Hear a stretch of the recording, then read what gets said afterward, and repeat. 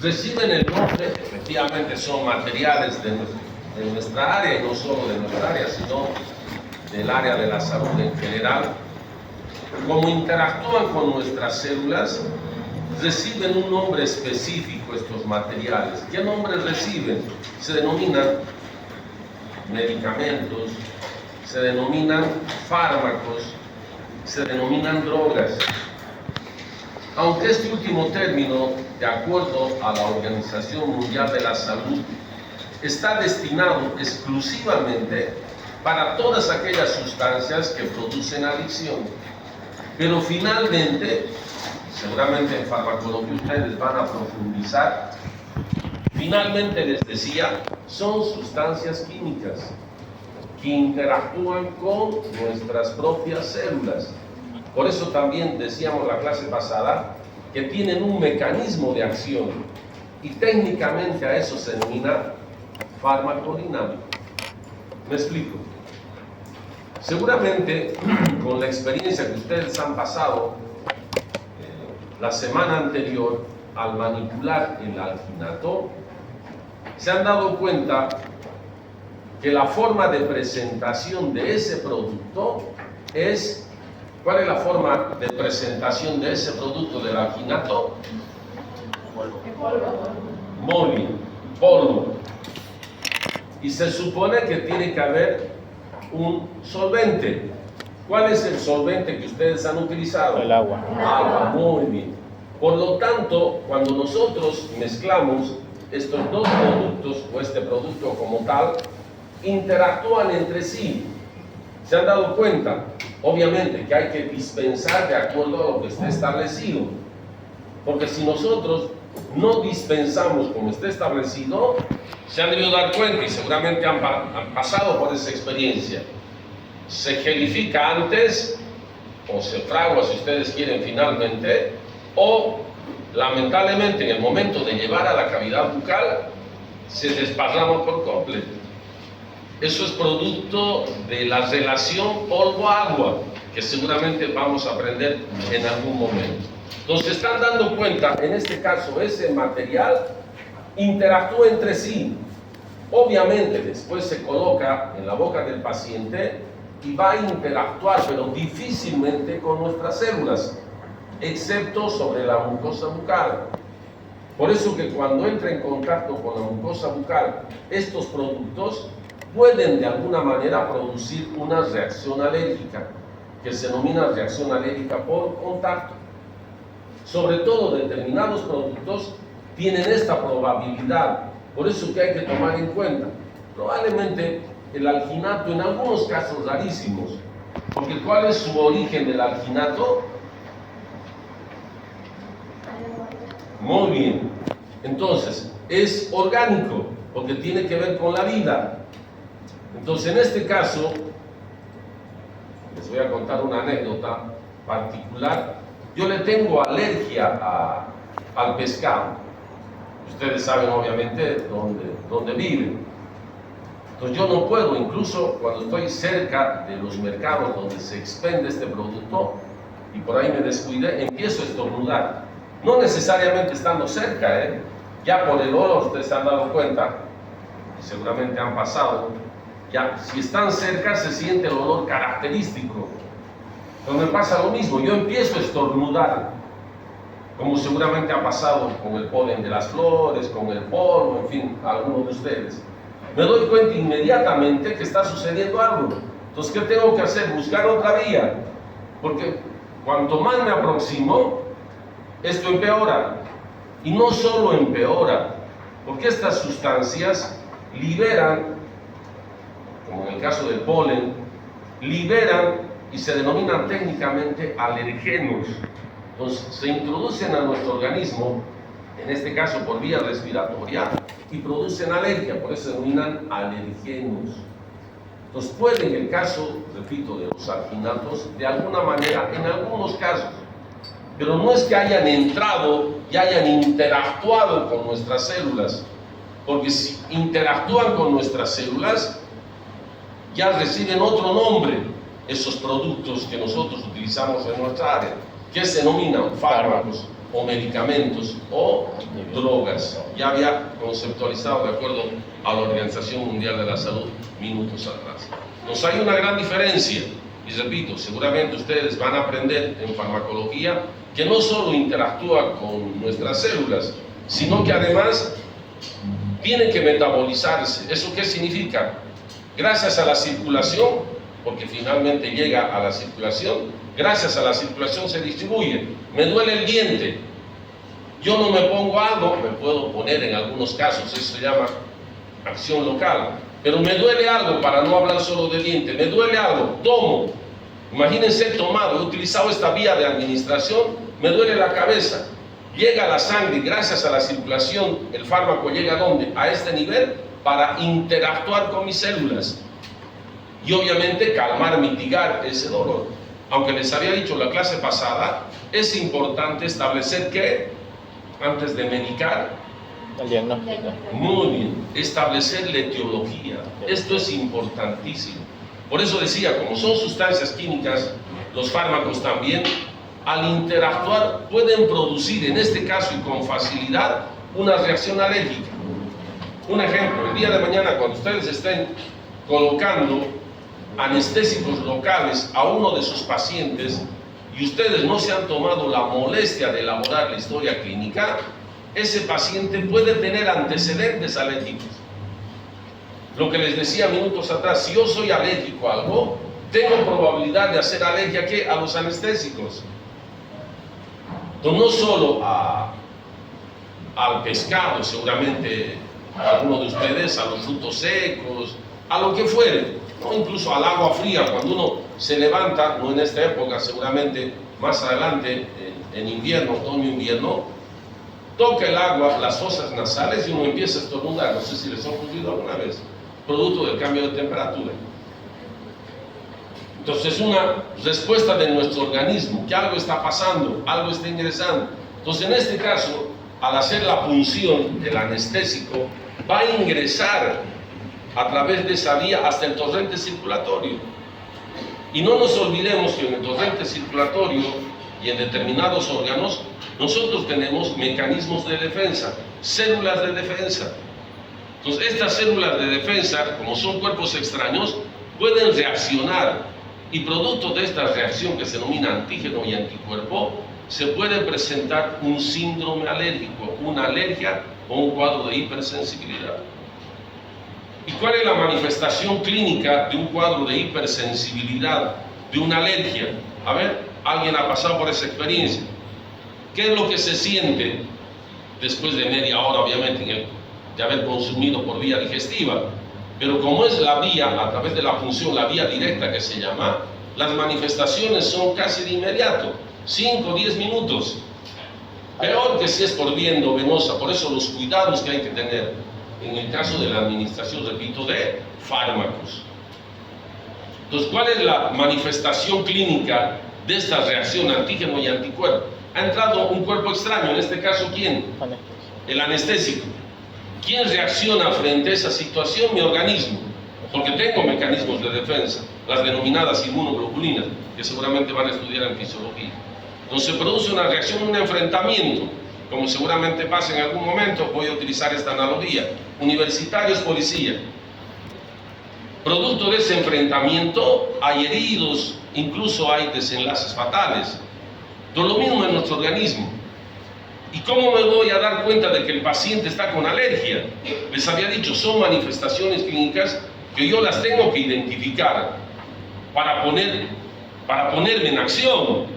Porque si no, esto en poco tiempo, en 3, 4, 5 minutos, lamentablemente puede entrar en un otro cuadro de mayor complejidad. ¿Qué nombre recibe ese otro cuadro? Shock anafiláctico. Y el shock anafiláctico está cerquita, al borde de ¿qué? Del desenlace fatal. Los hay que actuar inmediatamente y hay que proteger, obviamente, órganos nobles. ¿Qué órganos nobles tenemos? Que necesitan oxígeno, porque si suprimimos el oxígeno, lamentablemente, esos órganos nobles dejan de existir. ¿Qué órganos nobles tenemos que necesitan sí o sí oxígeno en el menor tiempo posible? Se rumoreó, les había dicho, a ver, un voluntario, levante la mano y please, sin temor, ya les había dicho, no se preocupen si meten la pata. El cerebro. Muy bien. El cerebro, el disco duro, ¿cuánto tiempo puede permanecer sin oxígeno? Aproximadamente 3 minutos, 3 a 5 minutos. Entonces imagínense. Entonces, ¿por qué estoy haciendo mención? Les decía, porque tiene vital importancia este tipo de productos. Entonces, retrocediendo un poco, ¿cómo me voy a dar cuenta de esa manifestación clínica o de las manifestaciones clínicas? Y seguramente, no solo algunos, muchos de ustedes han pasado por una experiencia de este tipo. No con un anestésico, que quede claro, con un alimento, con una bebida, etcétera, etcétera. ¿Qué es lo primero que uno siente? La hinchazón. Ya, es posible. De inicio, Adormecimiento. ya, muy bien, eso viene ya despuesito, pero no hay que esperar a que el paciente se quede con falta de aire. Entonces hay otras manifestaciones previas. Lo más llamativo, inicialmente, Alergia. claro, efectivamente es alergia, pero esa alergia tiene manifestaciones clínicas. El ejemplo que poníamos con Soleto, la clase pasada, ¿sí? Para diferenciar del doctor Soleto, decíamos, nosotros podemos ver, en este caso, el cabellito ya en los ojos, lo más llamativo. Lo mismo en este caso, hay cosas llamativas, por eso que tenemos que tomar atención. Son ustedes cuando lo ven al tipo de la película, o al tipo de la película con otra o con otro, los ojos, ¿sí?, se multiplican. Lo mismo tiene que suceder en este caso. Tenemos que estar atentos, porque estamos utilizando sustancias químicas. En el caso, repito, de los fármacos. Efectivamente, el resto de los materiales pueden de alguna manera despertar un cuadro alérgico, sí, pero no es menos probable. Por ejemplo, todos han manipulado alginato la semana pasada. ¿Alguien ha sentido algo raro? Seguramente que no, por ahí uno. Pero ¿de cuánto? Miren, de 100 y pico. Es baja la probabilidad. En cambio, con esta otra alternativa, la probabilidad es más alta. Entonces, ¿qué es lo primero que uno siente? ¿Alguien es alérgico a algún alimento, alguna bebida, algo por el estilo? Son saludables. A ver, señorita. Ya. ¿Qué es lo que siente alguna vez cuando ha tenido la oportunidad, la primera vez, en servirse un marisco? Perfecto. Eso es lo más llamativo. El prurito, ese es el nombre técnico. La picazón, el escozor. Como cuando pica un mosquito. Lo primero que uno siente, ¿qué es? Ni siquiera la picadura, ¿verdad? ¿Qué es lo que empieza a percibir? Escozor, picazón. Eso técnicamente, ¿qué se denomina? Prurito. Lo primero, cuando uno dice, doctor, no sé qué me está pasando, ya después empiezan a aparecer, ¿qué? Las famosas ronchas o abones. Color rojizo, ligeramente levantado de volumen, quienes han hecho alergia. Entonces, en este caso les decía, hay que actuar de inmediato, sobre todo cuando se ha utilizado la vía directa. En ese caso las reacciones son inmediatas, porque un síndrome alérgico puede convertirse en un shock anafiláctico. Lo que decía la compañera, ya después uno empieza a sentir dificultad respiratoria, se le va obstruyendo la vía respiratoria y uno quiere hablar, incluso empieza como querer roncar, producto de esta obstrucción. Y en poco tiempo, les decía, puede perder la conciencia, 3, 4, 5 minutos. Entonces hay que actuar de inmediato para evitar un desenlace de tipo fatal. Por eso la importancia de la elaboración de la historia clínica, para que nosotros conozcamos todos estos antecedentes, porque finalmente estamos actuando con seres humanos, ¿no? Para darnos cuenta si corre o no corre algún riesgo, porque no se olviden lo que decíamos al principio. ¿Cuál es el objetivo de todas estas asignaturas del área de la salud? Mantener o mejorar el estado de salud. Nosotros no queremos empeorar. Ahora, de que se pueden presentar, que quede claro, se pueden presentar accidentes. ¿Eso qué significa? Algo imprevisto. Pero hay que estar preparados. Por eso que en algunos casos, en algunas asignaturas sobre todo, además, en la lista de instrumental, se manifiesta los materiales de emergencia que uno puede utilizar en un determinado momento.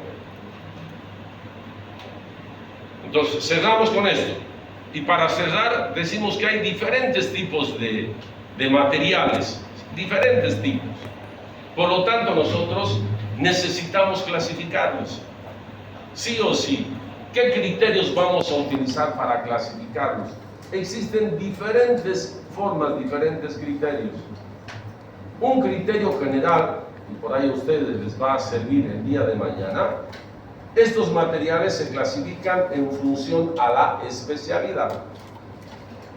Materiales, por ejemplo, de cirugía, en este caso de cirugía bucal. Materiales de operatoria dental. Materiales de periodoncia. Materiales de endodoncia. Materiales de ortodoncia. Entonces, ¿qué estamos haciendo nosotros? Como en el curso, a ver, hay diferentes familias, por ahí uno que otro pariente, por ahí he visto algunos apellidos que coinciden entre el materno y el paterno, por ahí son primos, no sé, ¿no? En el caso de Soleto también, y seguramente muchos más. Entonces, se están dando cuenta, así como hay familias, podemos nosotros organizar de la misma manera. En este caso, tomando en cuenta la familia como sinónimo, la especialidad. Para cada una de las especialidades.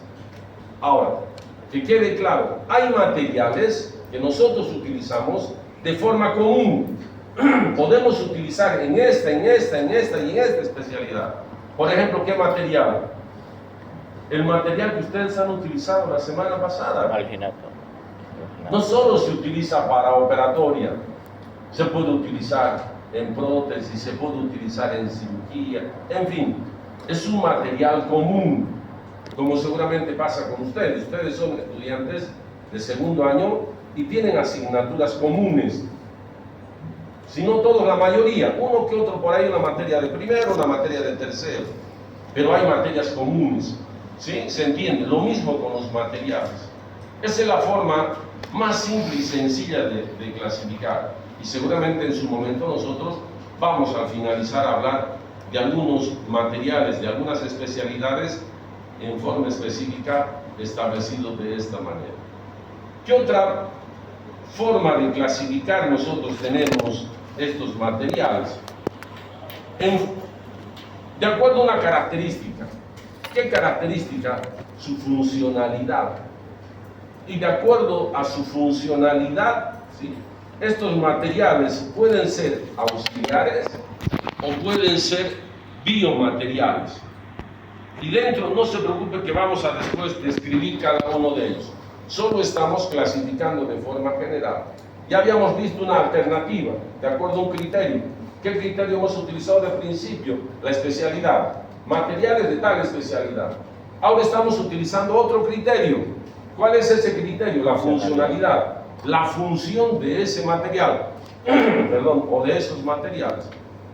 Entonces, en base a esta característica, les decía, pueden ser en primera instancia auxiliares, como seguramente pasa con ustedes o algunos de ustedes, que son auxiliares de X o Y asignatura, y después nos vamos a dar cuenta por qué se denominan así. Después tenemos a ¿qué? A los denominados biomateriales. Bio, no se olviden, biomateriales. Repito, después vamos a conceptualizar, no se preocupen. Estos biomateriales pueden ser materiales, por ejemplo, restauradores. No se preocupen que eso vamos a conceptualizar más adelante. Y estos materiales restauradores que ustedes están observando pueden ser directos o indirectos. No son los únicos estos biomateriales denominados restauradores. Ya por el nombre, el restaurador, como cuando uno, no recuerdo la calle, donde se restauran imágenes, no sé si han tenido la oportunidad de ver, hay una callecita cerca de Los Pozos, si no recuerdo mal, donde hay varios centros que se dedican a la restauración de imágenes. Y uno va, por ahí se le quebró el dedito a una imagen, va y se lo repara. Lo mismo en este caso. Nosotros, ¿qué vamos a restaurar por lo general? La pieza dental. No por eso el nombre de restaurador, que pueden ser, como les decía, directos o indirectos. Solo voy a clasificar, después vamos a conceptualizar, no se preocupen. Bueno, después podemos utilizar materiales que utilizan la formación de tejidos. Y dentro de la formación de tejidos, ¿qué están observando ahí? ¿Para qué se utilizará? De acuerdo a la especialidad, a ver ese material, el último que ha salido, nunca han tenido la oportunidad de observar por el diseñito del dibujo de color negro. Es un hilo de sutura. Entonces el hilo de sutura en algunas oportunidades, probablemente alguno de ustedes ha sufrido una caída o un trauma y se ha producido una solución de continuidad. Y cuando digo solución de continuidad, una herida. Entonces la herida no puede quedar abierta. En algún momento, no sé si recuerdan, decíamos que nosotros, y creo que en la práctica de la 1, ya después los de la 2 andaban quejándose, porque uno por ahí participa, y les había dicho, para buscar equilibrio, vamos a evitar estar presentes en ambas clases prácticas, confiando en los auxiliares. Nosotros, ¿qué utilizamos dentro de las normas de bioseguridad? Barreras. No, barreras. ¿Para qué? Para evitar. Por ejemplo, si no hubiera esta barrera, ¿qué sucedería si llueve? Nos mojamos. Entonces, utilizamos una serie de barreras. Imagínense la piel intacta, las mucosas intactas, ¿qué forman parte? ¿Quién es ayudante de esto?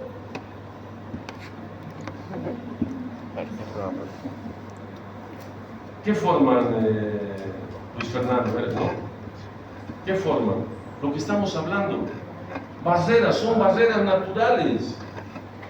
Entonces, si nosotros, porque no se olviden que sobre la superficie cutánea, sobre la superficie mucosa, ya la clase pasada les había dicho, les he puesto un ejemplo incluso en números para que ustedes magnifiquen el problema.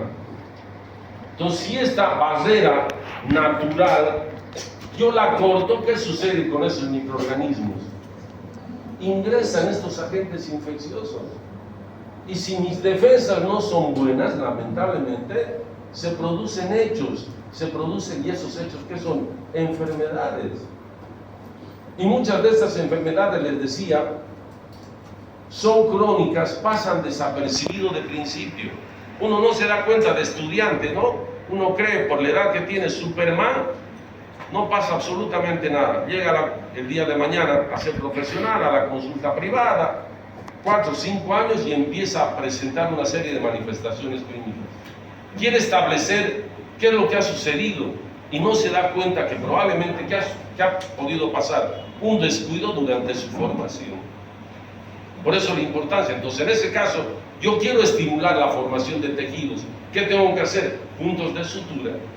No es el único, hay muchos. Seguramente vamos a poner algunos ejemplos más adelante. Estamos hablando en este caso del segundo grupo, de acuerdo a la función, no se olviden, de acuerdo a la funcionalidad. Materiales auxiliares y biomateriales. Primero decíamos los materiales restauradores. Después decíamos los que facilitan la formación de tejidos, ¿no? Y finalmente los materiales de relleno. O sea, alguien es del occidente, y quienes son del oriente también han tenido la oportunidad probablemente de comer papas relleno. Se le pone algo, ¿verdad?, como relleno al interior de la papa. Solo estoy utilizando como ejemplo. En este caso también, no me voy a anticipar, ya después vamos a ir describiendo cada uno de ellos. Entonces, miren, estamos utilizando otro criterio. ¿Se entendió? De principio, hemos comenzado conceptualizando los materiales. Como son tantos materiales, como en el curso, ¿sí? Nosotros necesitamos identificarlos. Y para identificarlos, cada uno tiene un nombre propio. Por lo mismo en este caso, los estamos clasificando. Incluso de acuerdo al género, aunque ahora por el género ya no solo hay 2, ¿verdad? Ya por el género hay muchos más. Pero de acuerdo al ADN, ¿cómo nos clasificamos los seres humanos? ¿En cuántos grupos? En 2. ¿Sí o no?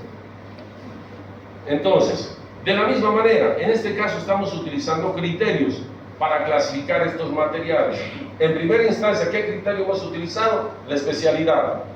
En este otro caso, ¿qué estamos utilizando? La funcionalidad.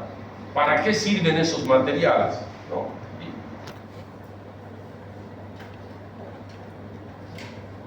¿Qué otro criterio se utiliza para la clasificación de estos? Repito una vez más, existe una infinidad de clasificaciones. Estoy tratando de utilizar las que con mayor frecuencia ustedes le van a dar utilidad. Bueno, de acuerdo a su composición, ¿no? De acuerdo a lo que tienen. Entonces, de acuerdo a su composición, los materiales pueden ser cerámicos, y seguramente en su momento vamos a hablar también algo de este tema, porque está de moda, por ejemplo, el silicón, por ejemplo, las carillas o lentes de contacto que se denominan. ¿De qué son fabricados? De un material. ¿A qué familia corresponde? A los cerámicos. Efectivamente, son de excelente calidad, pero no se olviden, no todo es eterno, lamentablemente. Tienen un periodo de vigencia, ¿no? ¿Y de qué va a depender? Del cuidado también que uno asuma sobre estos materiales. Y eso es lo que hay que concientizar a nuestros pacientes, porque muchas veces el paciente supone que ya ha reemplazado, hecho, etcétera, etcétera, y siempre va a quedar de la misma manera. Obviamente que los pacientes tienen que colaborar. De acuerdo a su composición también, estos materiales pueden ser metálicos, como están observando, metálicos. Y finalmente, estos materiales pueden ser orgánicos, como el caso minutos atrás, ¿qué orgánico habíamos hecho mención? El alginato, muy bien, porque proviene de las algas marinas. Solo estoy poniendo como ejemplo uno, si no les decía, no terminamos nunca. Simplemente para que ustedes se ubiquen. Por eso hacía la analogía. De acuerdo al género, los seres humanos se clasifican en hombres y mujeres. Y así, efectivamente, después con los cambios, y no sé si en nuestro país también, con las últimas leyes se van a incluir otros géneros, ¿no? Ahora sí vamos a conceptualizar. Decíamos, fíjense, todas estas alternativas. Decíamos que de acuerdo a su función, los materiales pueden ser auxiliares. A ver, los ayucos, como vulgarmente y con cariño les digo, ¿cuál es la función que ustedes ejercen, Luis Fernando, como ayucos, como ayudantes? ¿Qué implica ser auxiliar? Ustedes se ponen la bata ya y están por encima de los docentes, ¿no? Ayudar. Es una cosa natural. Nosotros hemos pasado por la misma experiencia de estudiante. Incluso en la universidad, donde nosotros nos formamos, los ayudantes, por los exámenes de competencia que se solían tomar, eran considerados incluso por encima de los docentes. Y nosotros en su momento manejábamos calificaciones. Ahora también se les da para no desanimarlos, etcétera, etcétera, aunque el reglamento claramente dice que la calificación está solo en manos del docente. En fin, para no desmoralizarlos. Seguramente ustedes también tienen un determinado puntaje, ¿no, Luis Fernando? ¿Qué puntaje les asignan de los 100 puntos? Depende. ¿O no les asignan absolutamente nada para evaluar? Para evaluar, hay el examen teórico de 36 puntos y un examen práctico que sería 24 puntos y todo eso sumado 60 puntos. Ah, perfecto. Entonces, del 100%, 24 puntos ustedes tienen. Y luego posteriormente hay 40 puntos que son los méritos que tiene el estudiante. Ah, no, no se están Son los 100. Te decía en relación a los estudiantes, no para ser auxiliares, en relación a los estudiantes. Del 100% ustedes manejan alguna calificación. A 15 puntos. A 15 puntos. De los 100. De los 100. No pueden más. Entonces, ¿cuál es la función Por acá hay otro auxiliar, ya les decía, los voy a sacrificar a los auxiliares. ¿Cuál es tu nombre, perdón? Diego Valiente. Ah, Diego. ¿Diego Armando o no? Valiente. Ya, muy bien. Diego, ¿cuál es la función de los ayudantes? Con tus propias palabras. Ayudar a los nuevos a entender el tema. Eso. Ya que como nosotros hemos avanzado, tenemos conocimiento. Eso. De ayudar, de colaborar. No es definitivo en cuanto a calificación se refiere. Está bien, a veces uno se sorprende y seguramente va a pasar en práctica 15 después del examen, ¿no? En teoría 2. ¿Qué ha podido suceder? Ustedes saben mejor que nadie, ¿no? Entonces uno obviamente compara. Entonces en este caso lo mismo pasa con los materiales auxiliares. Lo que son estos materiales ayudan a realizar un determinado procedimiento, un determinado tratamiento, pero no forman parte definitiva de una restauración. Por ejemplo, ahí tienen, por ejemplo, el alginato. Nosotros utilizamos alginato como material auxiliar. ¿Para qué? ¿Para qué? Ustedes han obtenido, a ver. Para tomar una impresión. Ya, perfecto. Impresión, ¿Y esa impresión para qué nos sirve? para poder trabajar. Ya, para obtener un modelo. Porque la impresión es una copia en negativo. ¿Sí? Entonces, es un material auxiliar, no es un material definitivo. Por eso les decía minutos atrás, lo que hacen es ayudar a realizar un determinado procedimiento, un determinado tratamiento, y no forman parte definitiva de ese hecho. Y no solo el alginato, eso que ven donde están los molares, ¿qué creen que es? ¿Hay algún protesista en el curso? Please. Nadie va a querer ser protesista ahora, ¿no? ¿No hay protesistas en el curso? Entonces, ¿qué creen que es cera. de color verde claro? Cera. Eso, cera.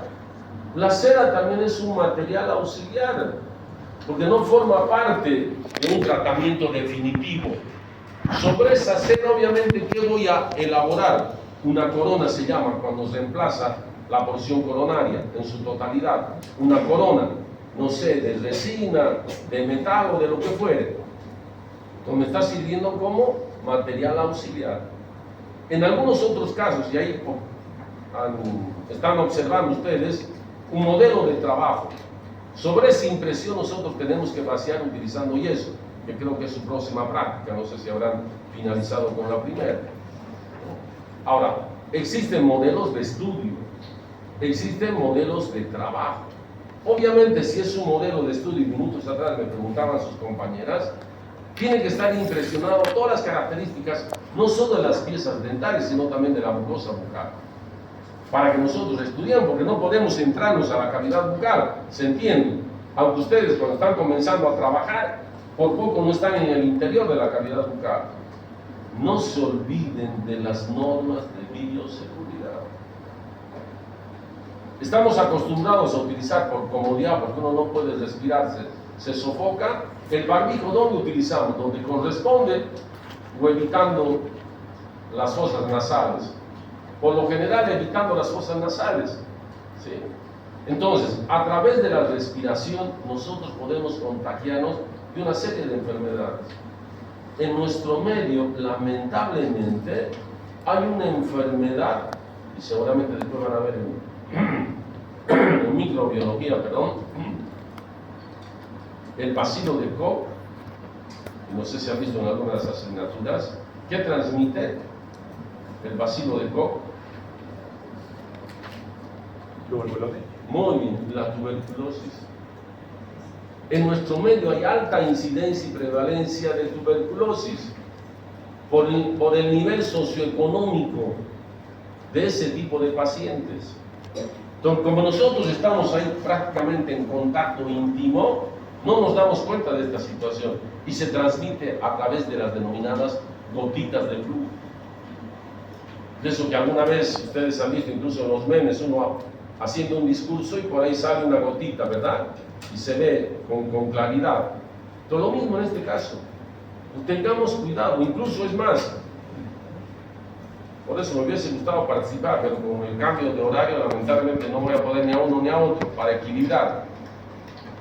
Una vez que ustedes han obtenido la impresión correspondiente, esa impresión tiene que desinfectarse, porque no sabemos, está bien, aparentemente nuestro compañero está saludable, aparentemente, o nosotros aparentemente estamos saludables, porque después sacamos, lo dejamos, por ahí viene el tipo a la película, yo toqué, perdón, un cariñito, etcétera, etcétera. ¿Qué estamos haciendo? Estamos contaminando. Eso se llama ciclo de contaminación. Entonces hay que desinfectar, ese es el procedimiento técnico. ¿Con qué se desinfecta? Con lo más barato. ¿Qué es lo más barato? Obviamente que hay que tener cuidado también. Lo más barato, ¿qué es? El hipoclorito de sodio. Al 1%. O podemos utilizar clorhexidina al 0,12% para desinfectar. Porque después uno llega a la casa y por ahí tiene hermanitos pequeños. ¿Qué es lo que hacen los hermanitos pequeños? Por curiosos. No solo por curiosos, porque la vida nos permite de esta manera experimentar. Y uno tiene que dejarlos hasta donde sea posible, porque eso ayuda al aprendizaje también. Empiezan a jugar, ¿o no es así? ¿O no es así, Lucía? Entonces imagínense, si nosotros no nos damos cuenta, van y los niños sin temor, hurguetean y por ahí a la boca y después algo que comer, etcétera, etcétera, y un ciclo de contaminación. Entonces seamos responsables en este sentido. Repito, por más que sea mi compañero, por más que sea mi cortega o mi cortejo, por más que después esté cambiando fluidos a través de los besos, ¿sí? Y no solo fluidos, sino cambiando por ahí, intercambiando, perdón, detritus. ¿Qué significa eso? Mugre, ¿no? Por ahí comió, etcétera, etcétera. A pesar de eso, no nos damos cuenta de esta realidad. Entonces, peor el día de mañana, les decía, con los pacientes que acuden a la consulta, a la clínica en este caso. Pero tenemos que ser responsables, no solo por nosotros. Está bien, son jóvenes ustedes, encima así somos jóvenes. Yo ya pasé esa etapa, ¿no? Son jóvenes. Uno cuando es joven dice, no va a pasar absolutamente nada. Pero no se olviden que en su entorno hay personas que por ahí tienen alguna enfermedad de base. Por ahí un abuelito, una abuelita, o un hermano o hermana que está delicada de salud. Y no nos damos cuenta de esa situación. ¿Estamos? Podemos empeorar. Porque no se olviden que vamos a sumar, está bien, les decía, que en la cavidad bucal hay gran cantidad de microorganismos.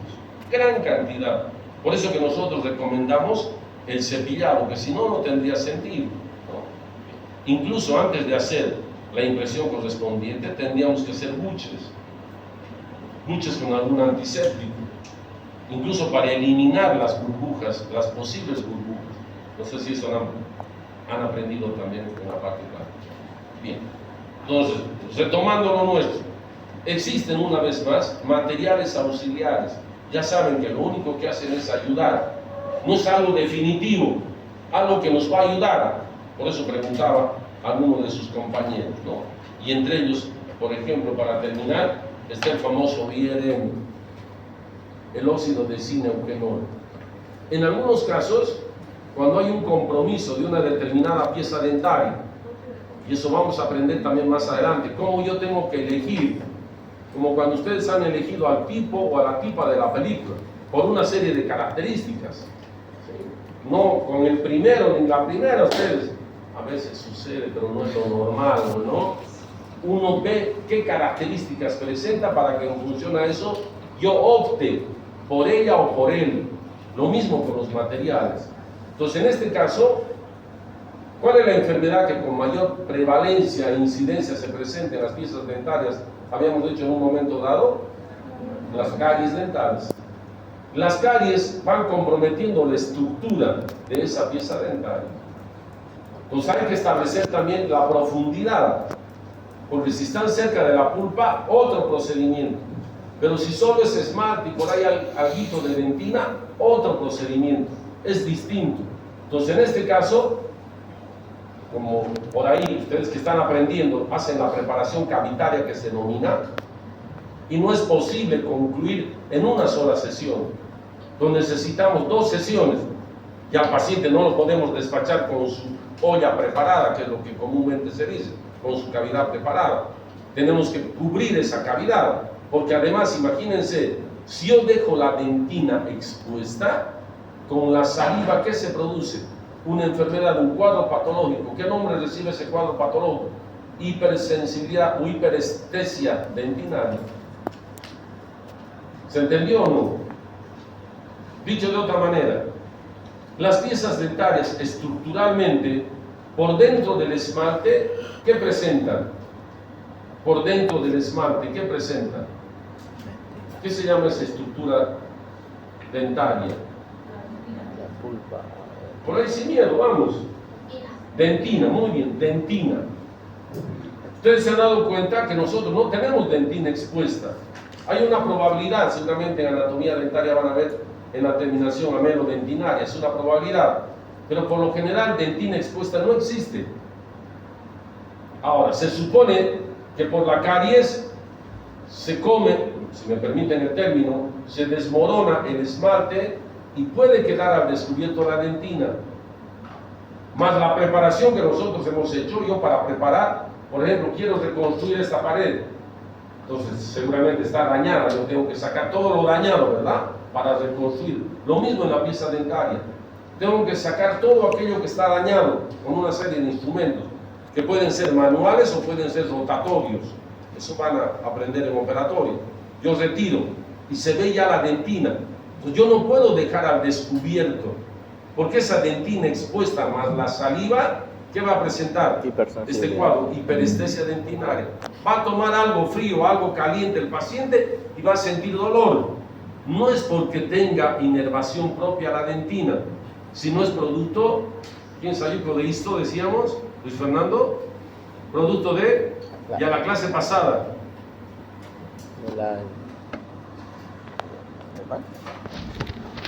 Porque uno siente dolor en la dentina, no es porque, repito, la dentina tenga sensibilidad propia. Porque está expuesta, porque ya no hay el esmalte. Ya, perfecto, pero ¿quiénes están, habíamos dicho ahí, a través de los conductilos? ¿Está más cerca la pulpa? O los odontoblastos. Los odontoblastos emiten una serie de prolongaciones citoplasmáticas a través de los conductilos. Eso probablemente han visto en el ministro, no sé. Por eso no percibe. Más la saliva, entonces, esto es insoportable. Pues yo, por lo tanto, necesito utilizar un material y como no tengo tiempo, y sobre todo en clínicas disponemos de tiempo, y el compañero me está pinchando porque le toca pasar clases en otra materia, yo me tengo que retirar, entonces, ¿qué puedo hacer? No voy a utilizar un material definitivo. ¿Qué voy a hacer? Voy a utilizar un material auxiliar, que generalmente es el óxido de zinc eugenol. Entonces, yo coloco ahí, y ese material se puede después retirar con facilidad, simplemente para evitar este cuadro y no dejar al descubierto, y no solo al descubierto, sino una cavidad. Y les había dicho en algún momento, esa cavidad, ¿a qué va a facilitar? ¿A qué va a facilitar? Si es un hoyo, para que me entiendan, una fosa, una cavidad, ¿a qué va a facilitar? Yo como, me encanta comer. Que se aloje la Eso, a la comida. acumulación de mugre, eso técnicamente se denomina detritus. Ya después la formación de la placa bacteriana, etcétera, etcétera, etcétera. ¿Alguna duda?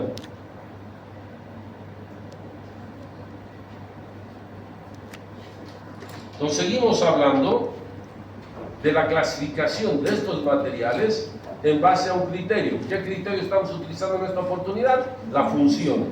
Además les decía de materiales auxiliares, ¿qué alternativa tenemos? De utilizar biomateriales. ¿Qué son los biomateriales? Son productos que están en contacto directo con un organismo vivo, por eso el nombre de biomateriales. Por lo tanto, ayudan a realizar la función de algún tejido, de algún órgano. Como minutos atrás decía, se ha perdido parte de la estructura esmáltica de un diente.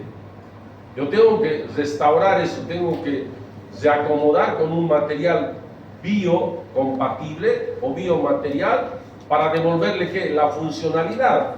Porque seguramente si una cúspide, eso seguramente están aprendiendo en anatomía o van a aprender, ha desaparecido una cúspide y no entra en oclusión, ¿se está cumpliendo la función de masticación en ese sector? No. Entonces yo tengo que reconstruir con un biomaterial para devolverle ¿qué? La funcionalidad. Por eso el nombre de biomaterial o biocompatible. Entonces está entrando en contacto este material con un órgano vivo, con tejido u órgano, como ustedes quieran, ya saben. Les decía, tejido, ya hemos preguntado en la clase pasada, es el conjunto de células, ¿no? Entonces, a eso. Y en el caso de estos biomateriales, los que más se utilizan, y seguramente ustedes van a utilizar los denominados materiales restauradores, porque están restaurando. Y dentro de esos materiales restauradores, como su nombre indica, restaurador, ¿qué estoy haciendo? Estoy reemplazando, estoy sustituyendo una estructura por un material. ¿Para qué? Para devolverle su funcionalidad. Y dentro de esos biomateriales restauradores, tenemos dos tipos, les había dicho minutos atrás.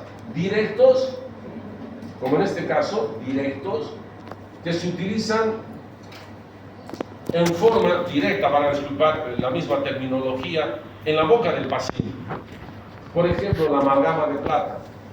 Ya no se utiliza en la actualidad, pero son materiales muy nobles, a pesar de las reacciones adversas, de la posible intoxicación con el mercurio, lo que tanto se habla ahora, ¿verdad? De quienes están explotando el oro, utilizan mercurio para separar el oro. Les decía que hay pacientes que seguramente están portando hace 30 años atrás. Miren el tiempo de duración. Es un material directo. Estamos utilizando en forma directa en la consulta correspondiente para reconstruir. Es igual que la resina. La resina también, no sé si lo tengo, sí. La resina también es la resina compuesta. Ya después le vamos a destinar un determinado tiempo a este tema. Las resinas compuestas también son biomateriales restauradores directos. Perdió la porción coronaria, una partecita, ¿sí? Como no pudimos finalizar un determinado día, utilizamos un material auxiliar, el óxido de zinc-eugenol. Ya en la segunda cita retiramos el óxido de zinc-eugenol y utilizamos una resina compuesta, un material directo sobre el diente, ¿no? Le damos la forma y después polimerizamos. Eso les decía, vamos a aprender, no se preocupe, más adelante. Es un biomaterial restaurador directo, porque estamos utilizando sí o sí sobre la pieza dentaria. No estamos utilizando el laboratorio. ¿Se entiende? No solo la amalgama, la resina, obviamente la reacción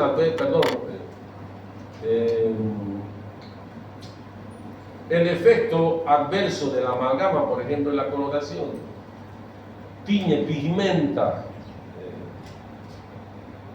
el esmalte que ha entrado en contacto con ese material, ¿no? Y les decía en su momento, porque se decía por la intoxicación, y también ustedes, creo que en algún momento les decía, la industria tecnológica, lamentablemente en la actualidad lo único que interesa es generar dinero, generar recursos.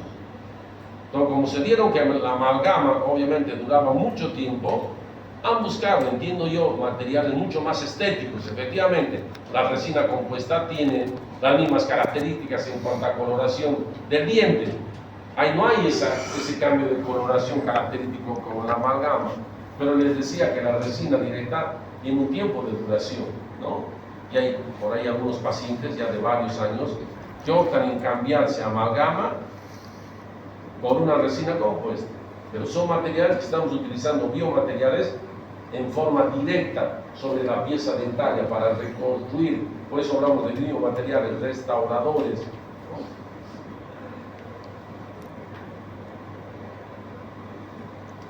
Como materiales directos también podemos utilizar los ionómeros de vidrio. Es otro de los temas que seguramente en su momento nosotros vamos a hacer mención. En algunos casos, a ver, un poquito para que me entiendan, en algunos casos la resina, les decía, la Z350 debe estar alrededor de $50, de 4 gramos. Yo no puedo utilizar 2 gramos, imagínense, para después cobrarle $300, el paciente no me va a pagar. Entonces, ¿qué puedo hacer? Utilizar ionómeros de vidrio para hacer la técnica del sándwich o la técnica estratificada, no sé si me dejo entender. Para, dicho de otra manera, una analogía. Yo para hacer una pared, si hago una pared de cemento exclusivamente, me va a salir más caro. Entonces, ¿con qué puedo reemplazar? Con adobes, con ladrillos y después encima con cemento, ¿no? Para darle la solidez correspondiente. Entonces, en este caso lo mismo, si la cavidad es muy profunda, hagan de cuenta que esta es la cavidad muy profunda, yo no puedo rellenar con resina. Además, la resina tiene componentes que pueden dañar a la pulpa dentaria. Entonces, ¿qué hago? Utilizo como base ionómero de vidrio, hasta la mitad, digamos, utilizo, para después recién utilizar la resina compuesta. Pero es un material definitivo, eso va a quedar en forma definitiva, ¿no? No solo los ionómeros, sino también los sistemas adhesivos, etcétera, etcétera, que en su momento nosotros le vamos a destinar un tema aparte.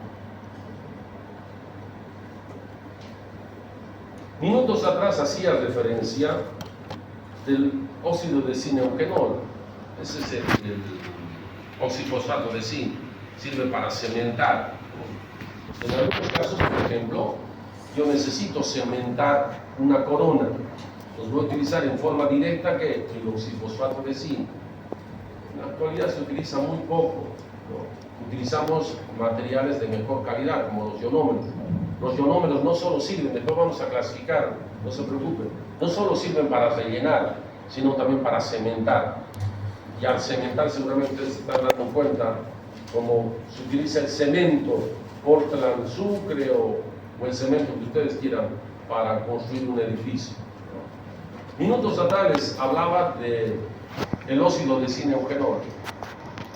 Les decía que se utiliza como material auxiliar, pero un detalle: en algunas especialidades se puede utilizar como material definitivo y se convierte no solo en un material auxiliar, sino un material o en un biomaterial directo, porque está restaurando en forma directa. ¿En qué especialidad ustedes creen? Por eso minutos atrás decía, hay materiales que pueden ser comunes y puede cambiar. ¿En qué, por sentido común, a ver, en qué casos el óxido de zinc-eugenol puede ser un material definitivo? A ver, ¿perdón? Ya, puede ser muy bien, pero tratamiento de conductos, ¿de qué piezas? ¿Cómo? A ver, ¿cómo se clasifican? No, pues si les digo piezas dentarias no se van a dar cuenta.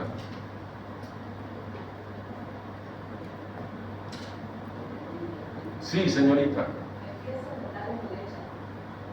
En eso, en piezas temporarias. Esos tienen un tiempo de duración. ¿Se entiende? La vida media de esas piezas dentarias en relación a la dentición permanente es más corta. Entonces yo puedo utilizar, y no necesito, porque el niño no mastica cosas tan duras como nosotros estamos acostumbrados a hacerlo, ya con las piezas permanentes. Nos puede convertir, se están dando cuenta, de material auxiliar a biomaterial restaurador directo en algunos casos. O, como decía el compañero, la obturación de conductos, pero de conductos de piezas temporarias.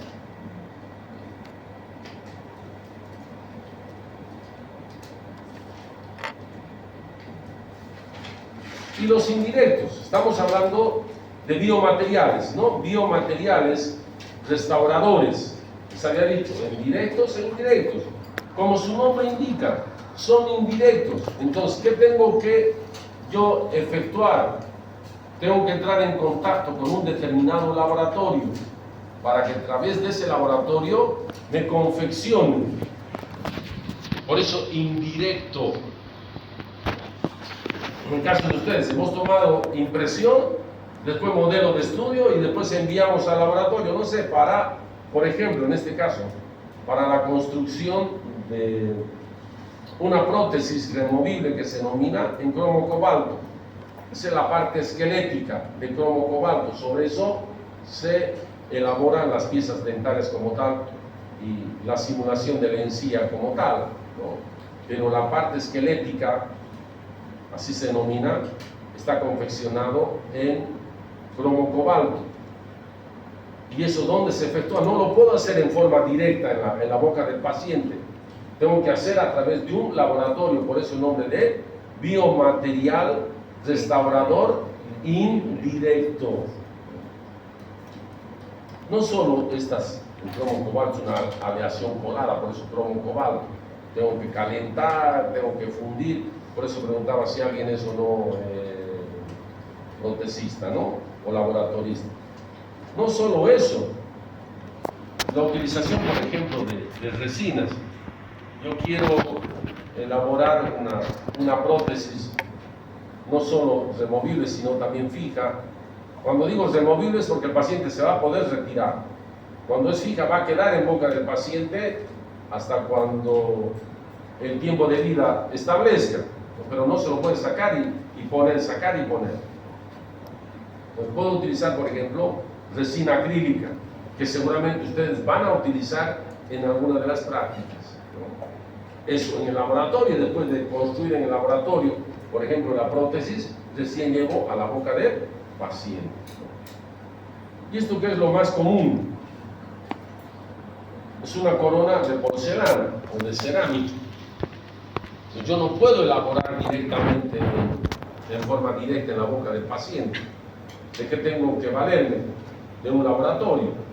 Pero para enviar ese laboratorio yo tengo que preparar. Yo no puedo mandar simplemente tomando la impresión. Tengo que preparar esa pieza dentaria, tengo que tallar, así se llama, tengo que tallar. Tengo que darle la forma, como el arquitecto o el ingeniero. Yo quiero construir sobre este monte una casa. Entonces vendrá el ingeniero y dirá, no, hay que igualar, etcétera, etcétera, ¿verdad? Para recién empezar a construir. Entonces lo mismo nosotros.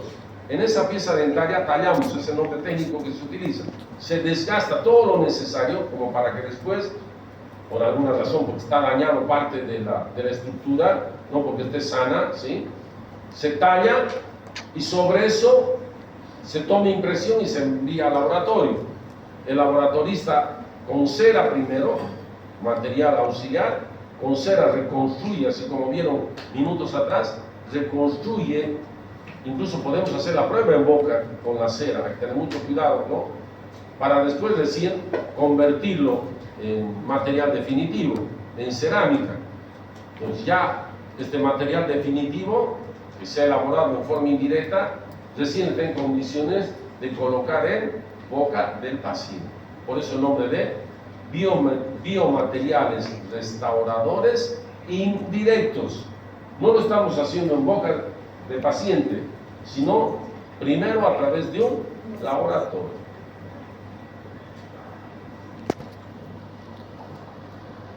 Pasamos al segundo grupo. Estamos hablando de acuerdo a la funcionalidad que habíamos hecho mención, ¿no? Materiales que estimulan la formación de tejidos, y entre ellos, por ejemplo, está el hidróxido de calcio.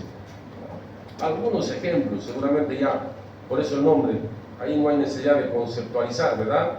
Materiales que estimulan la formación de tejidos. Lo estamos colocando porque necesitamos estimular, como seguramente ustedes necesitan estímulo, no sé, para estudiar, aunque no sé si vale el término de la comparación. Seguramente ustedes están espontáneamente y como tal tienen que ponerle el empeño correspondiente. Por ahí el papá les manda a hacer algo, pero como ustedes ya son jóvenes, como que no tienen ganas. Pero si les muestran un verde, un Washington de color verde y que tenga un 1 y 2 ceros, ¿qué hacen? o inmediatamente, ¿verdad? ¿O no es así? O cualquier estímulo. No necesitan salir, qué sé yo, a una fiesta. Y lo primero que hacen es pedir permiso. Y el papá, sobre todo la mamá es más accesible, ¿no? Dice, no hay problema, el papá escucha, no, primero vas a limpiar la casa, etcétera, etcétera. Entonces uno hace de mil maravillas para obtener dicho permiso. Entonces en este caso lo mismo, se está estimulando. ¿Para qué quiero yo estimular? Para dar lugar a que ese tejido se neoforme, se vuelva a formar, porque ha perdido por alguna razón, ¿no? Entonces yo me caí y perdí parte de la mucosa. Seguramente vamos a ver algunos ejemplos. Yo necesito establecer la complejidad del mismo para hacer sutura, etcétera, etcétera. Entre ellos les decía el hidróxido de calcio, no solo el hidróxido de calcio, sino todos estos materiales de regeneración ósea que se llaman, como la hidroxiapatita, el hueso autólogo, el hueso desmineralizado y las suturas. Les explico un poquito para que me entiendan. Ya creo que la semana pasada les dije, si yo quiero colocar un tornillo sobre esta estructura, pero que el tornillo sea de este tamaño, ¿qué va a suceder? ¿Qué va a suceder con esta estructura? Por sentido común, no va a soportar, ¿sí? Se va a romper. Entonces yo voy a empeorar el problema. Entonces, ¿qué tengo que hacer? Buscar la forma para que esa superficie aumente de tamaño. Eso suele pasar cuando uno desaloja las piezas dentarias. Técnicamente, ¿qué se denomina el desalojo de las piezas dentarias? Extracción dentaria o exodoncia, que es lo que ustedes van a practicar el día de mañana. ¿Qué tipo de tejido óseo presentan los maxilares? A ver, ¿quién recuerda? Ya no a los ayudos, porque los estamos sacrificando mucho, después ya no van a querer venir. Y en vez de estimularlos, los estoy deprimiendo. A ver, ¿quién recuerda? Los maxilares. En osteología, desde luego. Seguramente que huesos los han revolcado. Hasta Damario sabe revolcaron en anatomía. Fue ayudante de algunos de ustedes, ¿no? Anatomía. A ver, desde el punto de vista histológico, ¿cuál es la característica de los huesos maxilares? Que tienen un hueso basal, al igual que el resto del sistema óseo. Pero además de hueso basal, ¿qué tenemos en los maxilares? Hueso alveolar. ¿Y el hueso alveolar de qué depende su presencia o ausencia? De la porción radicular. Si hay raíces en el hueso alveolar, mantiene su altura. Si yo retiro la pieza dentaria, a propósito de esta equivocación, ¿está Cabral o no? No ha venido. Y le dijimos con cariño a Karina, y se ha olvidado, ¿no? El favor que le habíamos pedido. ¿Recuerda o no? ¿Recuerdan el favor? Bien, no se preocupen. En algún momento seguramente va a suceder. Entonces, porque la vez pasada al decirle Karina le dije cariño, ¿verdad? ¿No? Entonces, por eso me acordé en este momento. Les decía entonces, y por eso le dije con cariño a Karina, no, pero ni con cariño, en fin. Entonces, el hueso alveolar, repito, depende de qué, de la presencia de la porción radicular. Si nosotros retiramos por X motivo esa pieza dentaria, ¿qué sucede con ese hueso alveolar? Con sentido común, ¿qué sucede? ¿Se mantiene o empieza a perderse? Empieza a perderse. Empieza a perderse, eso técnicamente, ¿qué se denomina? Absorción ósea. Pierde altura. Y al perder altura, yo no puedo, sobre todo en el sector antero-superior, yo no puedo colocar un implante, por el ejemplo que les ponía. Entonces, ¿qué tengo que hacer? Utilizar en este caso, lo que nosotros hacemos, hueso autólogo. ¿Eso qué significa? Hueso del mismo paciente. ¿Podemos utilizar otros materiales? Sí, podemos utilizar. Hay hueso liofilizado que viene en el comercio. Podemos utilizar el gramo, ¿cuánto cuesta? $150. Podemos utilizar hueso autólogo, va a decir hueso del mismo paciente. ¿Y de dónde se obtiene? Del mentón. Obviamente en este caso hay que hacer dos operaciones. Una operación en el mentón para sacar y otra operación en la región antero superior para colocar donde le hace falta. Porque producto de las extracciones dentarias se ha perdido hueso alveolar. Entonces, miren, en ese caso que estamos colocando hueso y está sujetado con tornillitos de titanio hasta que se produzca una osificación para aumentar, repito, el volumen en esa zona. Y después de un tiempo, 9 meses aproximadamente, ya se ha consolidado y podemos colocar, hemos aumentado el espesor, podemos colocar un implante, un tornillo para que me entiendan. Entonces, al ampliar, yo ya puedo colocar, como el ejemplo que les ponía, un tornillo de este espesor, de este volumen, ¿no? Eso es hueso autólogo, repito, ¿para qué? Para regenerar, para estimular la formación de tejidos. La sutura también, minutos atrás les decía, si yo veo una herida en cualquier parte del organismo, y si es profunda, yo necesariamente tengo que elaborar una sutura de ese tejido. Por eso ustedes van a aprender que después de una extracción dentaria, sí o sí, ¿qué es lo que hay que efectuar? Una sutura. Porque eso va a favorecer la cicatrización de esa zona. A veces uno por flojera dice, no, y estoy seguro, pues son de la misma escuela donde nosotros nos hemos formado, y sí o sí les obligan a hacer sutura. Repito, ¿para qué? Para estimular la formación de esos tejidos. Porque si no, después cuesta que se cierre esa herida. En cambio, con la sutura se favorece el proceso de cicatrización. En algunos casos, efectivamente, como en este caso, se denomina de reunión la sutura. Se puede reunir ambos bordes. En otros casos, por ejemplo, estaba el diente. No sé si me están entendiendo. Estoy poniendo como para que ustedes puedan ver. Saco el diente y está la encía marginal. Entonces, como había algo que ocupaba espacio a este nivel, yo no puedo hacer una sutura de reunión. ¿Se entiende? Porque yo no tengo cantidad suficiente de encía marginal. Entonces, en este caso, solo se hace una sutura de aproximación para darle solidez al coágulo y favorecer la formación del tejido de cicatrización o la estimulación de los tejidos. Hay diferentes tipos de hilos, eso seguramente en su momento van a analizar en esa asignatura, ¿no? Si no, le vamos a quitar el interés de dicha asignatura.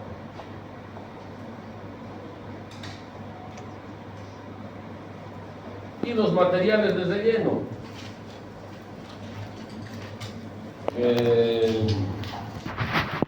Creo que aquí tampoco hay necesidad de conceptualizar el relleno. Como seguramente cuando ustedes participan de algún evento y saben que no es la amiga o el amigo preferido, pero ya para que no digan nada, los han invitado, uno va y ni participa porque está al margen, etcétera, etcétera, le hacen como bullying. No prefieren retirarse porque está de relleno, ¿sí? Estoy utilizando como analogía. Les decía, por eso creo que con el término es suficiente, no hay necesidad de conceptualizar. En este caso, estos materiales, por ejemplo, se utilizan para reemplazar la pulpa dentaria. Por alguna razón, esa enfermedad que comprometió inicialmente parte de la estructura coronaria, lamentablemente ha comprometido en algún momento. ¿Qué puede comprometer en algún momento si no se pone un alto? ¿Qué se puede comprometer? La pulpa dentaria, porque es el tejido blando, entonces se puede comprometer. Y en esos casos, cuando ya hay un proceso inflamatorio de piezas permanentes, que técnicamente se llama pulpitis, ¿qué tengo que hacer? Retirar la pulpa. Yo no puedo mantener la pulpa muerta, porque si mantengo la pulpa muerta, ¿qué va a suceder? Como tener carne encima de la mesa sin refrigerar, ¿qué va a suceder? Eso va a entrar en estado de putrefacción, y eso es más peligroso, porque no se olviden que después está, no sé si recuerdan el periodonto. Como está el periodonto, a través de los vasos, estos microorganismos pueden ingresar al torrente sanguíneo y por el torrente sanguíneo pueden desplazarse y ubicarse en cualquier tejido, ¿no? Y eso no es favorable. Entonces, en ese caso, a ver, un detalle, siempre y cuando el tratamiento sea conservador. ¿Eso qué significa? Yo necesito mantener la pieza, porque está bien la porción coronaria. En otras oportunidades, el tratamiento es radical. Cuando digo tratamiento radical, lo que minutos atrás decía, la extracción dentaria, ya no puedo mantener, ya no puedo hacer un tratamiento conservador. Obviamente, si voy a hacer un tratamiento conservador y la pulpa está comprometida, tengo que hacer una pulpectomía, que se llama, la extirpación de la pulpa, y hacer una preparación biomecánica. Eso van a aprender en endodoncia, la preparación biomecánica. Todas esas paredes de dentina tengo que limar y sacar toda la mugre, para que me entiendan, toda la dañada. Ese conducto no puede quedar vacío. Entonces, ¿qué tengo que hacer? Utilizar material de relleno para rellenar el conducto radicular. ¿Y qué suelo utilizar? Cono de gutapercha para reemplazar. Porque si no hago un sellado perfecto de ese conducto, ¿qué va a suceder por sentido común? ¿Qué va a suceder si no han hecho un sellado perfecto en la azotea de este edificio? Cuando llueve, ¿qué sucede? Exacto, por la filtración. Lo mismo aquí, no se olviden que hay fluidos en cavidad bucal. Y a través de esa filtración, ¿hasta dónde puede llegar? ¿Hasta dónde puede llegar? ¿Hasta dónde? Por sentido común. Eso, hasta el ápice de esa pieza dentaria. Y en el ápice de esa pieza dentaria va a entrar en contacto con los vasos del periodonto. Y a través de esos vasos, lo mismo que habíamos hecho mención minutos atrás, ¿no? Entonces utilizo material de relleno. Y no solo utilizo ese material de relleno, sino además tengo que utilizar cementos a ese nivel, repito, para obtener un sellado óptimo, un sellado perfecto. Y para eso utilizamos lo que están observando, un cemento para endodoncia. Yo tengo que embadurnar esos conos de gutapercha con cemento. Tienen un tiempo de trabajo. Como con el cemento, ustedes preparan el cemento común y corriente para construir. Si lo dejan 24 horas, ¿qué ha sucedido? Se ha endurado, ¿verdad? Ya no tenemos posibilidad de trabajar. Lo mismo este cemento, tiene un tiempito de duración. Y eso es lo que vamos a aprender también el día de mañana, ¿sí? Entonces, embadurnamos, colocamos, y para eso tenemos que medir, etcétera, etcétera, etcétera. Que son cosas que ustedes van a aprender en otras citas. Otro material de relleno, a ver, el que permanentemente hemos hecho permanentemente hemos hecho mención.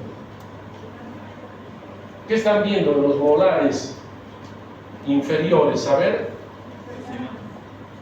Efectivamente, un material de relleno. ¿Qué nombre recibe ese material de relleno? Óxido, sí. Ya habíamos mencionado la clase pasada. Óxido de Es zinc. un sellante de fosas y fisuras. ¿Por qué nosotros necesitamos sellar fosas y fisuras con un material de relleno? ¿Por qué necesitamos? A ver, ¿quién recuerda? ¿Por qué necesitamos tapar esas fosas, esas fisuras? Obviamente sin hacer un aeropuerto viru-viru. Muy bien, les había dicho, estas zonas técnicamente, ¿qué nombres reciben? Zonas prepatológicas. Miren, la señorita que está allá, escucha bien, ustedes que están en primer asiento, nada. Bien, les había dicho que estas zonas donde hay fosas, fisuras, se denominan técnicamente zonas prepatológicas. ¿Por qué se denominan zonas prepatológicas? Porque son susceptibles de enfermarse. ¿Y por qué son susceptibles de enfermarse? Porque acumulan con facilidad mugre. Y eso técnicamente para nosotros, ¿qué se denomina? Detritus o placa bacteriana. Entonces se acumula la placa bacteriana y no lo cepillamos, peor. Comienza el compromiso de esa estructura a ese nivel. Por eso que la caries se inicia a ese nivel, es difícil en las caras vestibulares, por ejemplo, o la superficie lisa. ¿Se entiende? Entonces, y ustedes saben, estamos hablando de primero y segundo molar, más primer molar. ¿A qué edad evoluciona? Yo ya les había dicho en su momento, ¿a qué edad? 6 años, por eso el molar de los 6 años. A esa edad, ¿Qué le encanta comer a uno? El dulce. Dulces, hidratos de carbono. ¿Y le gusta cepillarse? No. No, ni se cepilla bien. Entonces estamos dando condiciones ¿a quién? A las bacterias, a los Streptococcus mutans, para que produzcan caries. Entonces, ¿qué voy a hacer yo? Rellenar esas fosas y fisuras con un material de relleno, que técnicamente se denomina sellador de fosas y fisuras, o sellante de fosas y fisuras, que es una variedad de resina que en su momento también vamos a aprender. Pero se entiende, fíjense incluso el cambio de coloración. Entonces eso hay que hacerlo, ni bien hayan terminado 7 años aproximadamente, por eso la importancia de los padres de familia, y ustedes el día de mañana van a ser padres o madres si no lo son. Pero estamos obligados a los 6 años, porque finalmente las piezas temporarias las va a cambiar, pero tampoco hay que descuidarse de los focos de infección. Entonces, 7 años más o menos llevarlo, y lo que habíamos dicho, por lo menos 2 veces al año, para que vean si está en condiciones, hay que sellar. Y eso de alguna manera va a evitar la presencia de caries. Porque también preguntaba, ¿cuál es la pieza dentaria que presenta alta mortalidad? ¿Quién muere con mucha facilidad? ¿Qué pieza dentaria muere con facilidad? A eso se llama mortalidad. ¿Qué pieza muere con facilidad de las piezas dentarias? Sin miedo, los primeros molares. Seguramente ustedes por ahí van a hacer algún estudio y se van a dar cuenta que muchos de ustedes por allá no tienen primer molar. Y es producto de lo que han vivido, porque imagínense, no tienen 15, ¿verdad? Tendrán 18, ya 19. ¿Cuántos años han transcurrido desde la erupción del primer molar? ¿Ah? 3. 12, 13 años, imagínense. Tiempo suficiente como para que esas piezas, si no ha habido el cuidado correspondiente, lamentablemente, se haya optado en un tratamiento definitivo y lamentablemente radical. ¿Cuál es la extracción de esa pieza dental? Y así podemos ir nombrando una serie de materiales. Bueno, simplemente estamos haciendo, o estamos poniendo como ejemplo alguno de ellos, porque les decía, si no, nos vamos a quedar demasiado. Salud, dinero, porque amor ya tienes, ¿no? Otro criterio. Ahora sí estamos conceptualizando, no solo clasificando, sino conceptualizando y utilizando algunos ejemplos. De acuerdo a su composición. Y de acuerdo a su composición habíamos dicho que los materiales pueden ser cerámicos.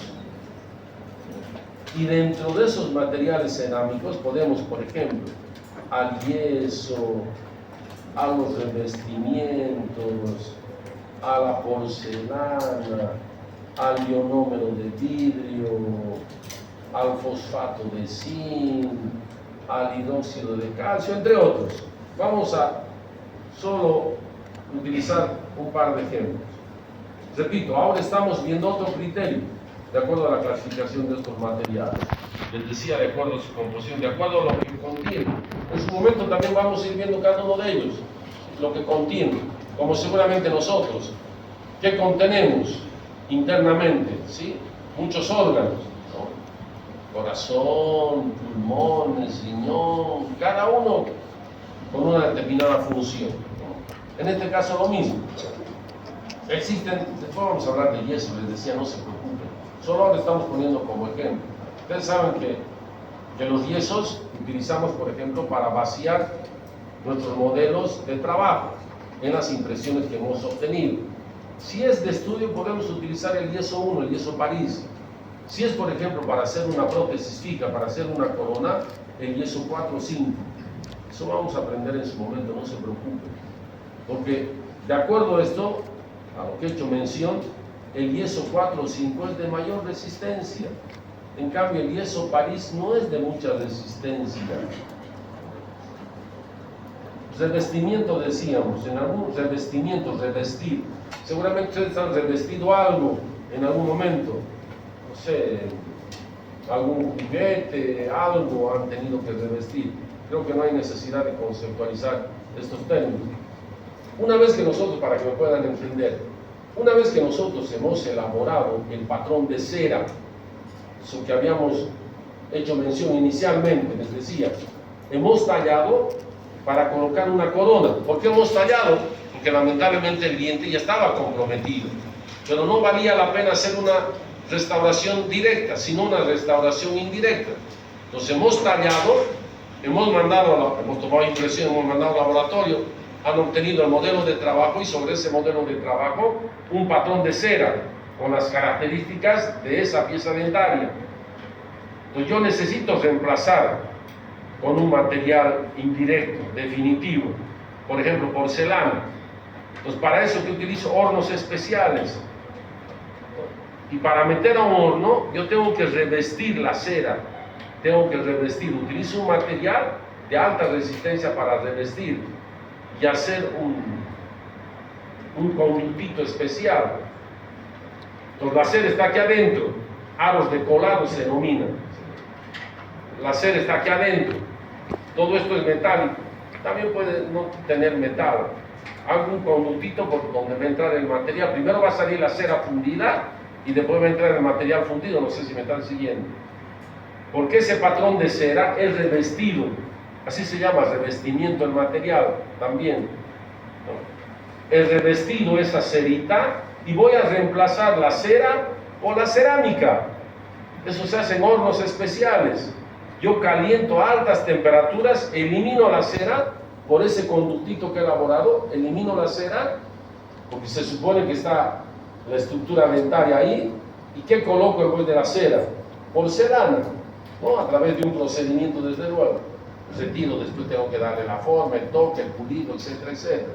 Pero estoy utilizando este material cerámico. Otro material que se utiliza con mucha frecuencia, por ejemplo, es el hidróxido de calcio. El nombre comercial más común es el Dical, que están viendo ahí, Dical. Cuando está cerca el compromiso de la pulpa dentaria, yo necesito, como les había hecho mención minutos atrás, proteger y estimular a la pulpa, a tejido. Entonces, para estimular, porque está cerquita, porque está cerquita de la pulpa, cualquier estímulo puede dañar, puede comprometer la pulpa dentaria. Entonces yo tengo que proteger. Y para eso, ¿qué utilizo? Hidróxido de calcio en pasta. Preparo, coloco ahí una base de hidróxido de calcio. Y sobre eso recién la obturación parcial, no definitiva o temporaria. Hasta que yo estimule, por ahí se forma dentina, después de un tiempo se puede formar una pared dentinaria. Entonces después de esa formación recién yo puedo hacer la restauración definitiva, que está dentro de este grupo de material de acuerdo a su composición. Les decía, no se preocupen tanto porque después vamos a ir hablando cada uno de ellos en forma especial.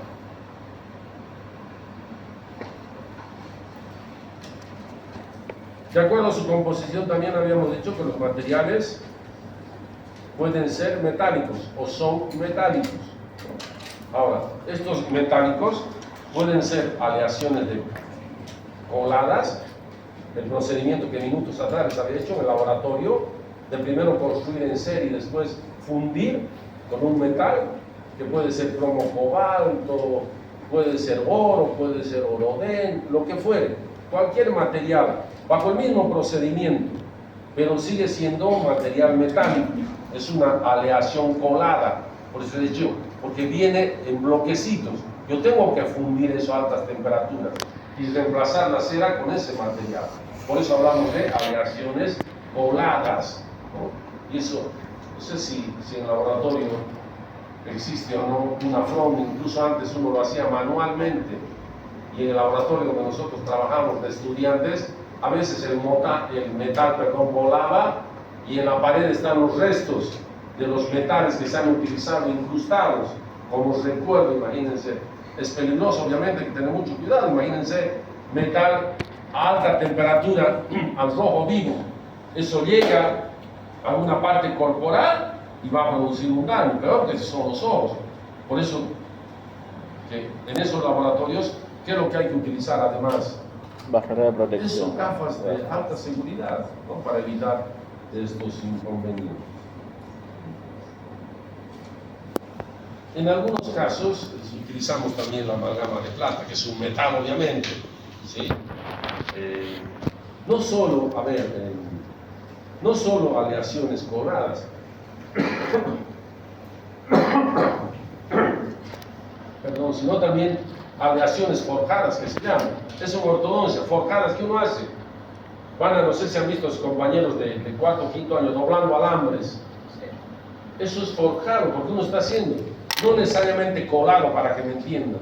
Uno puede forjar, porque ya existe un material, pero yo tengo que trabajar con ese material, que son por eso aleaciones forjadas, que se llaman. No solo coladas, ¿se entendió la diferencia? Coladas, obviamente, a altas temperaturas, y reemplazar el patrón de cera por el material que yo voy a utilizar, definitivo. O en su caso también voy a forjar, voy a trabajar. Yo puedo utilizar, decía, generalmente el ejemplo más clásico es el alambre de ortodoncia. Ustedes el día de mañana van a aprender, incluso en las prótesis removibles, los pacientes portadores y tienen algunos dientecitos, uno elabora retenedores. ¿Sí? Uno los puede colar o los puede forjar. ¿Vos no haces laboratorio? ¿No has honor a tu papá? ¿Ah? Yo lo conocí a papá desde joven, ¿no? Que trabajó con nosotros un determinado tiempo. Creo que conversamos en algún momento, ¿no? ¿Contigo o no? ¿O con tu hermano? Con mi hermano. Con tu hermano. Porque vos eres peña, ¿verdad? Tu papá era técnico y tu mamá odontólogo, ¿o no? Sí. ¿O no? ¿O estoy equivocado? Está bien. Sí, ¿no? Entonces lo conocí y lamentablemente se fue con el COVID, creo, ¿no? No, con ¿No? cáncer. Antes se fue. No, con cáncer. ¿Antes o después? Después. Ah, después, como el pan descanso. Pensé que se había ido con el COVID. No. Entonces, miren, por eso preguntaba si alguien es laboratorista, porque también con la ayuda de ellos, a veces la explicación se facilita. Entonces, en esos casos, una vez más, yo puedo colar o puedo forjar. Bueno, metales desde luego.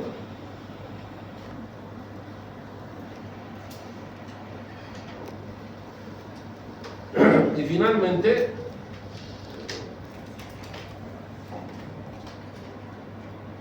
finalmente los materiales orgánicos. ¿No? Les había dicho orgánicos porque tienen que ver con la vida. Por ejemplo, el alginato, ¿de dónde se obtiene? De las algas marinas. Las resinas, por ejemplo, ¿de dónde se obtiene? La resina acrílica. De los árboles. Ustedes alguna vez utilizan también alguna resina. Hay gente que va y suele cortar árboles para obtener una variedad de resina, etcétera, etcétera. ¿Sí?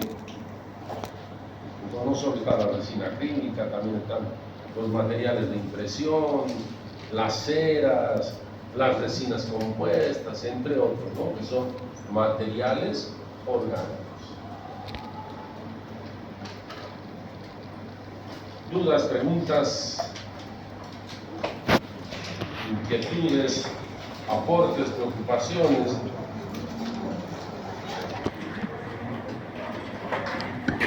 Siempre le damos un par de minutitos para algunas interrogantes.